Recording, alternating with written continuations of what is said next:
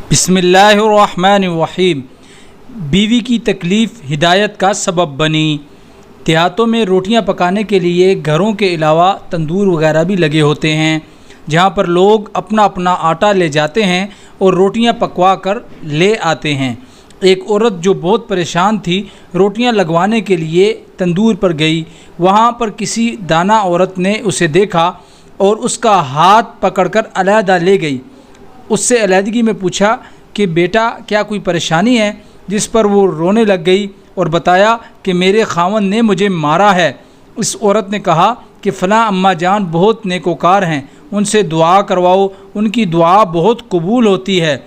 रोटियां लगवाने के बाद औरत अपने घर गई और फिर उस नेक अम्मा जान के पास पहुंची। अम्मा जान के पास पहले भी दो औरतें बैठी हुई थीं। उनमें से एक औरत अपनी सास के बारे में बदगुमानी कर रही थी और बुरी बुरी बातें उनसे मंसूब कर रही थी। जब वो खामोश हुई तो अम्मा जान ने दूसरी औरत से पूछा कि बहन कैसे आई थी, तो उसने अपनी बहू के ख़िलाफ़ जहर उगलना शुरू किया। अम्मा जान ने उन दोनों औरतों को समझाना शुरू किया और बताया कि आपने ये जो बातें की हैं ये चुगली के ज़िमन में आती हैं और चुगलखोर के मुतालिक बहुत सख्त हुक्म दिया गया है। इसलिए मैं तो कहती हूँ कि बड़ी अम्मा आप अपनी बहू को बेटी समझते हुए दरगुजर से काम लें, और छोटी भी आप अपनी सास को माँ समझते हुए उनका इकराम करें। मैं उनकी बातों से बड़ी मुतासिर हुई और ख़ामोश बैठी रही। जब वो दोनों औरतें चली गईं तो वो अम्मा मुझसे हम कलाम हुई। मैंने अपने खावंद की बदमिजाजी और मार पीट का जिक्र किया। वो पूछने लगी तुझे कितनी बार मार पड़ी है? तो मैंने बताया कि 5-6 मरतबा तो मार पड़ चुकी है।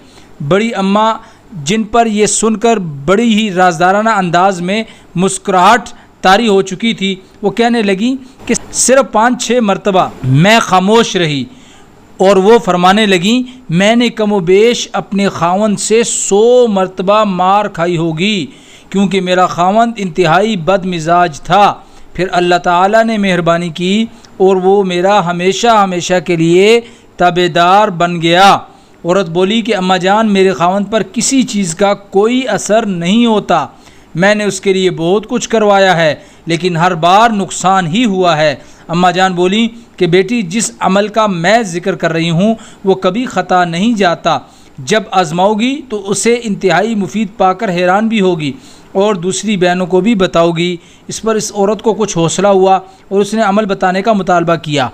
बड़ी अम्मा जान ने कहा मैं किसी तावीज़ गंडे का जिक्र नहीं कर रही, बल्कि वो तो एक अमल खैर है जिसके ज़रिए सारी दुनिया को अमन मिल सकता है, और अमन भी सिर्फ दुनिया का ही नहीं बल्कि दोनों जहानों का।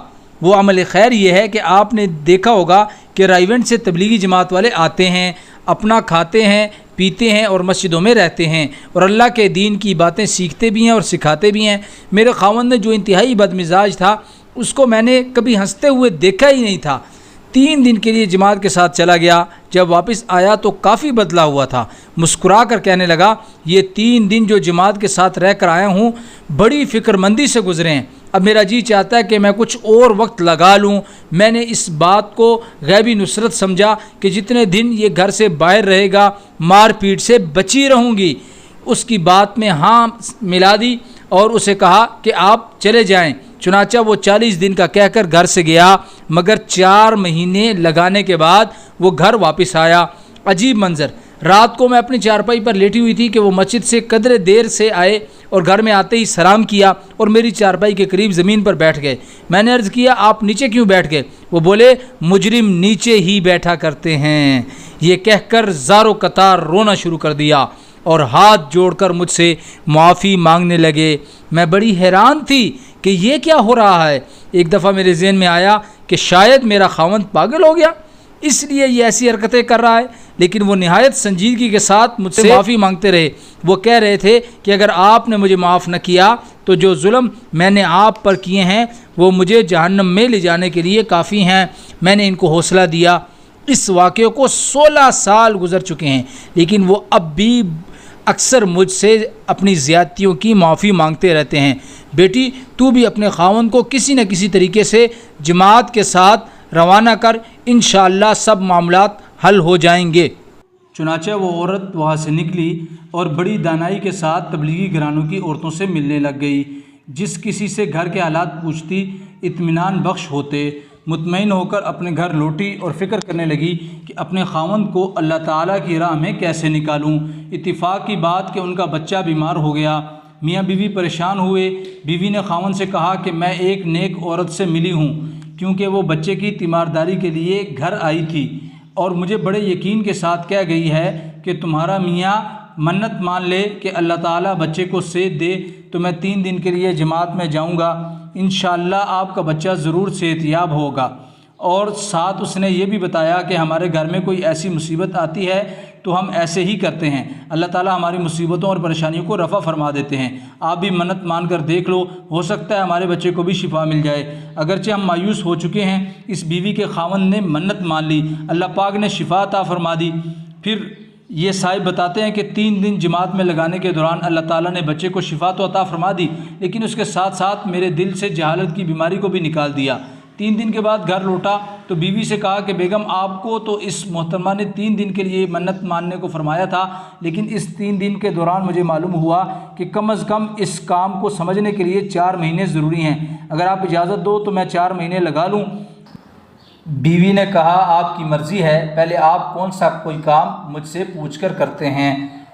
میں نے کہا کہ 3 دن لگانے کے بعد معلوم ہوا ہے کہ گھر کے کام مشورے سے کرنے چاہیے۔ چنانچہ بیوی نے خوشی خوشی اجازت دے دی اور میں اس سعادت سے بہرہ مند ہوا۔ 4 مہینے لگانے کے بعد ہمارے گھریلو حالات از خود سازگار ہو گئے اور ہم خوش و خرم زندگی گزارنے لگے۔ ایک دن بیوی نے مجھے خوش پا کر مجھ سے کہا کہ میں آپ کو ایک بہت ہی مزیدار بات سنانا چاہتی ہوں، جس بات نے آپ کی زندگی کا رخ بدل کر راہ راست کی طرف لگا دیا، اور پھر پوری کہانی سنائی۔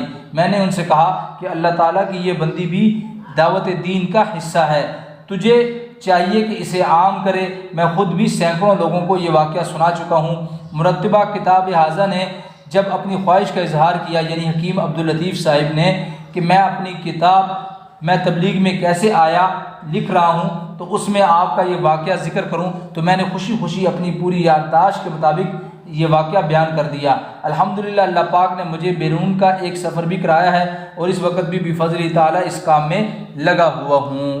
آپ سے گزارش یہ ہے کہ آپ کو اگر یہ کارگزاریاں پسند آئیں تو ان کو اپنے دوست احباب تک صدقہ جاریہ کی نیت کے ساتھ شیئر کر دیا کریں اور اپنی رائے کا اظہار کمنٹ باکس میں ضرور کیا کریں، اور ویڈیو اچھی لگے تو ویڈیو کو لائک کرنے کے ساتھ ساتھ ہمارے چینل سچی باتیں کو ضرور سبسکرائب کر دیا کریں، تاکہ آئندہ بھی آپ کو بہت ہی مفید اور دینی اور اچھی ویڈیوز دیکھنے کو ملیں۔